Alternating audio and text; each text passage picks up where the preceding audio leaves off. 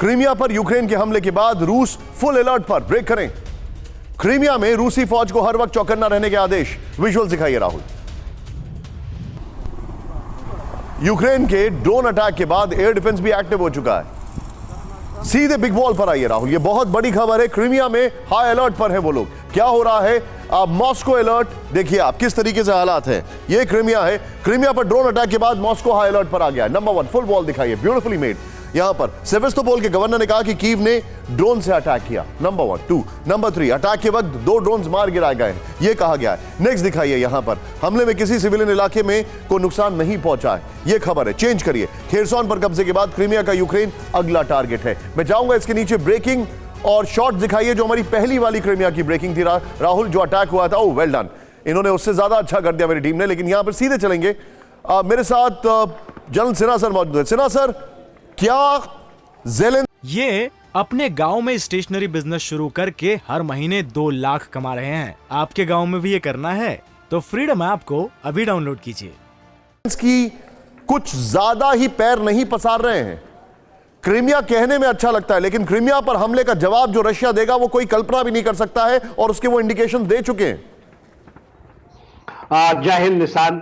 मरे हुए को क्या मारना। देखिए किस तरह से तबाही हुई है पूरे यूक्रेन की, और जेलेंस्की इसको चाहते हैं। देखिए क्या है, क्रीमिया के ऊपर में इस तरह की जो अटैक है, स्टैंड ऑफ अटैक जिसको कहें, ये कहना कि खैरसॉन में आ गए तो वो पहुंच जाएंगे। खैरसॉन एक डिजाइन है मेरे अनुसार। Crimea is next to impossible. और अमेरिकन यदि आप देखें, ज्वाइंट चीफ ऑफ स्टाफ, उनके एनएसए, सबका ये कहना, it is just next to impossible.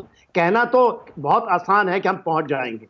देखिए जो ड्रोन की अटैक है, और खास करके जो मैरीटाइम ड्रोन्स हैं, वो बहुत इंपॉर्टेंट है। और उसके अंदर में जो मेरीन ड्रोन्स आए हैं और उसको यूके ने भेजा है, वो एक तरह का मेरे अनुसार ज्यादा डेंजरस है।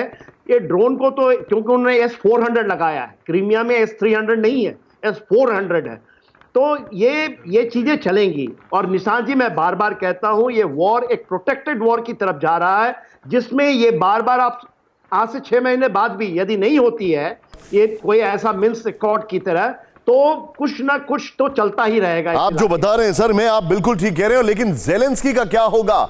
जेलेंस्की रहेंगे नहीं रहेंगे? जेलेंस्की के खिलाफ क्या होगा? ये दिनेश गौतम मेरे सहयोगी आपको बताएंगे 6 बजे। जेलेंस्की का क्या होगा? ब्यूटीफुली मेड, हमारी पीसीआर ने बड़े अच्छे तरीके से इसको एग्जीक्यूट किया है। मैं सीधे चलूंगा अगली खबर की ओर। बड़ी खबर, हंगरी ने यूक्रेन के कुछ इलाकों को अपना बताया। बड़ी खबर विजुअल्स के साथ। हंगरी के पीएम ने विवादित मैप वाला स्कार्फ पहना। विजुअल्स दिखाइए।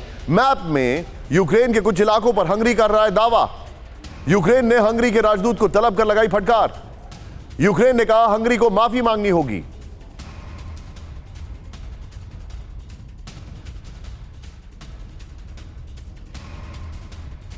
ये बिग बॉल पर ये बड़ी खबर है। और उसके बाद राहुल, जो लेटेस्ट 2 ब्रेकिंग है, 2 शॉट्स के साथ मैं विष्णु सर के पास सुनूंगा। सीधे दिखाइए, ये बड़ी खबर है।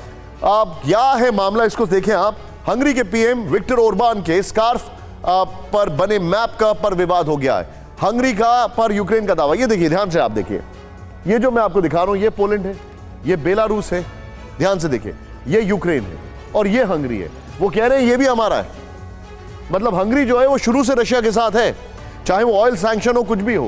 पोलैंड, हंगरी, और ये देखिए, ये है बेलारूस और ये है यूक्रेन। वो बार बार कह रहे हैं ये हमारा हिस्सा है कुछ इलाका। ध्यान से सीधे आइए, क्या हुआ यहां पर। दूसरी पॉइंट दिखाइए, जो इंपॉर्टेंट पॉइंट है। मैप में पश्चिमी यूक्रेन के कुछ इलाके को हंगरी अपना हिस्सा बता रहा है। यहां पर ये बड़ा इंटरेस्टिंग है। यूक्रेन ने हंगरी से माफी मांगने की अपील भी की है। नेक्स्ट दिखाइए, बड़ी खबर। मैप में रोमानिया समेत कई और पड़ोसी देशों का हिस्सा भी है, ये भी देखने को मिल रहा है। ध्यान से देखिए, रोमानिया ने कहा ओरबान और पुतिन के इरादे एक जैसे। सीधे चलिए विष्णु सर के पास, दोनों ब्रेकिंग, दोनों शॉट्स देकर। Vishnu sir, your take. Putin diplomatically, Ashish ने ज्वाइन कर लिया। Ashish, thank you very much for joining me. Very warm coverage from the very cold place. Ashish is not able to hear me, या delay है थोड़ा, but anyway I'm coming to him. यहां पर दोनों breaking, दोनों shots दिखाइए और Vishnu sir के पास चलेंगे। विष्णु सर, क्रीमिया एक एंगल है इस खबर का, दूसरा एंगल है जो उनकी डिप्लोमैटिक लड़ाई है। और इस डिप्लोमैटिक लड़ाई में उन्होंने हंगरी वाला, जो रशिया का शुरू से वो उनके साथ है। How are you taking it sir? Where is this heading? कहां जा रहा है ये? नमस्कार निशांत जी, जहाँ तक क्रीमिया का सवाल है तो एक ही खलनायक लगते हैं मुझे, और वो खलनायक का नाम है ज़ेलेंस्की। उनको पश्चिमी ताकतों ने इतना चढ़ा दिया है कि वो शायद अब अपने आप को एक हीरो समझने लग गए हैं और हर एक कोशिश को विफल कर रहे हैं कि किसी तरह लड़ाई हो, किसी तरह आग में घी झोंका जा सके। भरसक कोशिश कर रहे हैं, वो लड़ाई फैलाना चाहते हैं। क्यों चाहते हैं मेरी समझ से बाहर है, पर ये कब तक इनको अलाउ करेंगे। जैसे कि जब पोलैंड पे मिसाइल गिरी थी तो 12 घंटे चुप रहे, जबकि लड़ाई भड़क जाती। तो इनको काबू करना अब बहुत ज़रूरी हो गया है।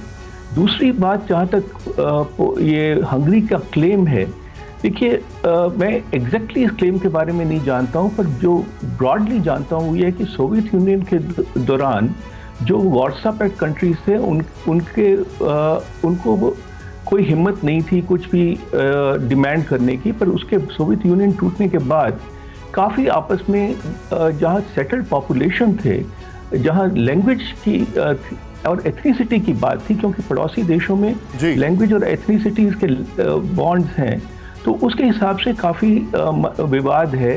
तो उस चक्कर में, और इस वक्त यूक्रेन कमज़ोर है या तो प्रेशर में है, तो हंगरी ने डिमांड कर ली होगी। पर ये बेसिकली लिंग्विस्टिक और एथनिसिटी पे जो डिविजन्स हैं वो हो रही हैं। ये अपने गांव में स्टेशनरी बिजनेस शुरू करके हर महीने 2 लाख कमा रहे हैं। आपके गांव में भी ये करना है तो फ्रीडम ऐप को अभी डाउनलोड कीजिए।